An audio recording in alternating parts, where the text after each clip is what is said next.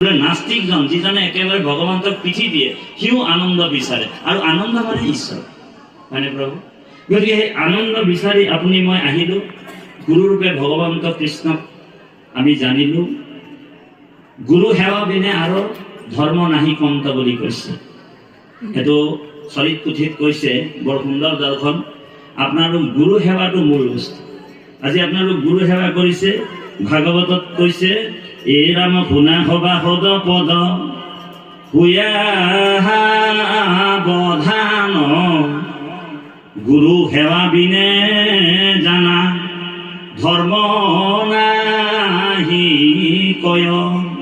গুৰু সেৱা বিনে ধৰ্ম নাহি কয়। চাৰি আশ্ৰমৰ ধৰ্মে তুষ্ট নহি কন্ত গুৰু হুচৰ কাঠ যেন তুষ্ট ভগৱন্ত। অকপটে যদি গুৰু সেৱা কৰয় গুৰুৰ সমান শক্তি শিষ্যত হয়।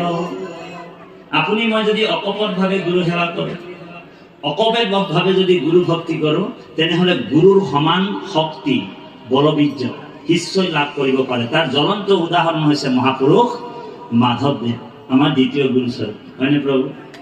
গতিকে আজি আপোনালোকৰ গুৰু ভক্তি, গুৰুৰ সেৱাটোৱে মূল বস্তু। আজি আপোনালোক গুৰু সেৱা কৰি যিখিনি পালে আৰু সেইখিনি আপুনি যি আনন্দ পাইছে, সেই আনন্দটো আনক বুজাই দিব নোৱাৰে। ঈশ্বৰ সেৱাৰ সুখটো, ঈশ্বৰ ভক্তি কৰাৰ সুখ আনন্দটো আনক বুজাই দিব নোৱাৰে। কোনেও কাকো বুজাই দিব নোৱাৰে। আমাৰ পৰম শ্ৰদ্ধাৰ বাপজনেও বুজাই দিব নোৱাৰে। মই ঈশ্বৰ সেৱা কৰি, গুৰু সেৱা কৰি যিটো পাইছো আপোনাক ক'ব নোৱাৰে। কাৰণ সেই আনন্দটো ভকতে অনুভৱ কৰে, উপলব্ধি কৰে। আৰু আপোনালোক সংস্কাৰী জীৱ, গতিকে এই সংস্কাৰী জীৱবিলাকেহে ঈশ্বৰ সেৱা কৰিব পাৰে, সুবিধা পায়।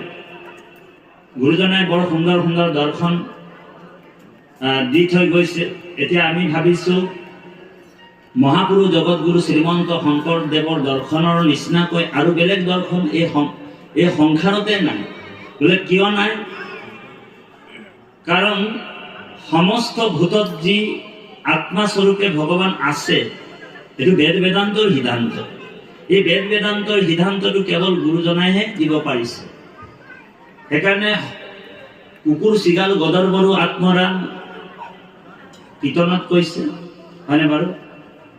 আকৌ কৈছে যে বিশেষত মনুষ্য গণত যিটো নৰ বিষ্ণু